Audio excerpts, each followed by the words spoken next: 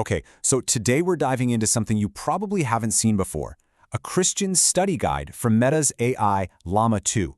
Yeah, you heard that right. It's this really fascinating attempt to connect cutting-edge technology with ancient faith, and honestly, it raises some powerful questions for all of us.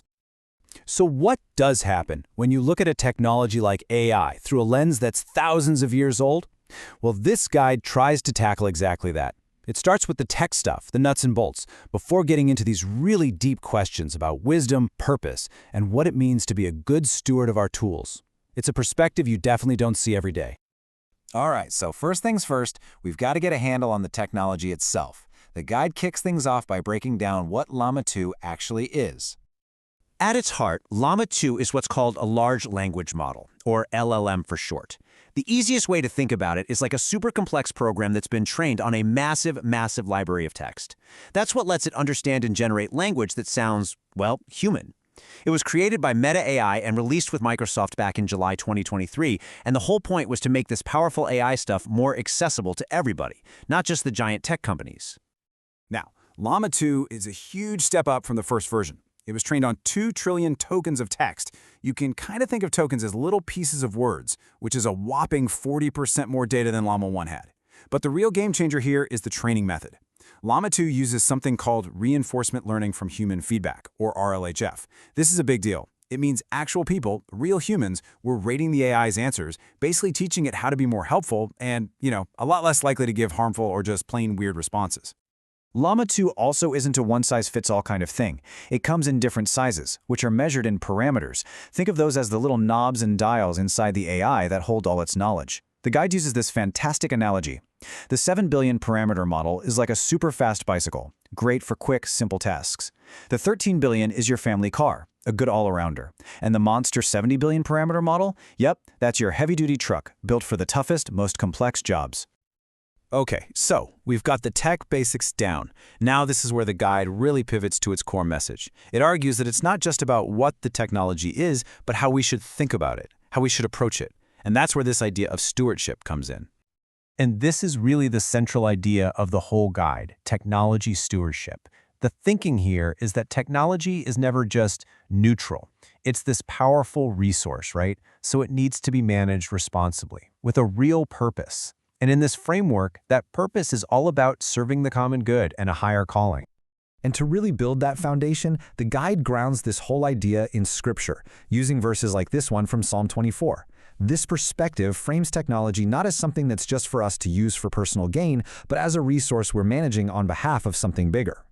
So, okay, how does that actually work in practice? Well, the guide lays out a few key biblical principles for how to navigate new tech. It's about doing everything for God's glory, seeking wisdom, making sure you don't turn technology into an idol, and always putting love for God and people first. It's almost like an ethical checklist you can run any new tool through, AI included. Okay, so we've gone from the what is it to the why should we care, and now the guide gets super practical. It's all about the how. How can this AI actually be used in daily life? Starting with the church community. When it comes to church ministry, the suggestions are all about using Llama 2 as a kind of practical sidekick. We're talking about helping with Bible study research, finding historical context for sermons, or even drafting content for newsletters and social media. The key thing here, and they repeat this a lot, is that it's meant to support human-led ministry, not take it over. And it's a similar story at home. The guide pictures it as a tool for homework help, and they make a big point it's for understanding the material, not for cheating. It could also be used for brainstorming creative projects, or even just helping families learn new things together and answering all those endless questions kids have. And this really brings us to a crucial recurring point that you see woven through the entire document. The AI is supposed to be an assistant. It's a tool that helps human creativity, helps us learn. It's not supposed to be a replacement for our own minds and our own unique talents. But look, no guide to a powerful new technology would be honest if it didn't talk about the downsides, right? So the final section dives right into the risks and how to use this stuff wisely. So the guide breaks the risks down into 4 main buckets. You got the ones you'd probably expect: information risks, like getting inaccurate or biased answers, and of course privacy risks, which come with pretty much any online tool.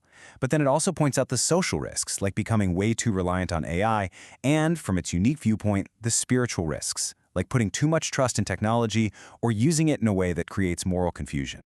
And this is where the guide makes a really critical distinction. What can an AI like Llama 2 actually do when it comes to faith? Well, sure, it can pull up Bible verses and explain theological concepts, because that's all text it has learned. But what can it do? It can't have real spiritual understanding. It can't have a personal relationship with God. It can't have real biblical wisdom. It's an information machine, not a spiritual being. Big difference. So to handle all these risks, the guide boils it down to 4 practical steps. And honestly, these are pretty great principles for any kind of digital wisdom. First, check your facts. Don't just blindly trust what the AI tells you. Second, protect your privacy. Don't share sensitive stuff. Third, for the big life questions, talk to actual people, to wise mentors. And finally, keep a sense of balance. The goal is to keep technology as a tool in your toolbox, not the center of your universe. And that brings us to the final, really thought-provoking question the guide leaves us with. It kind of zooms out from just Llama 2 to a much, much bigger idea. In a world where we're creating tools that are more and more powerful, this whole question of stewardship, of managing our own creations wisely and responsibly, that becomes more critical than ever. And that's a question for every single one of us.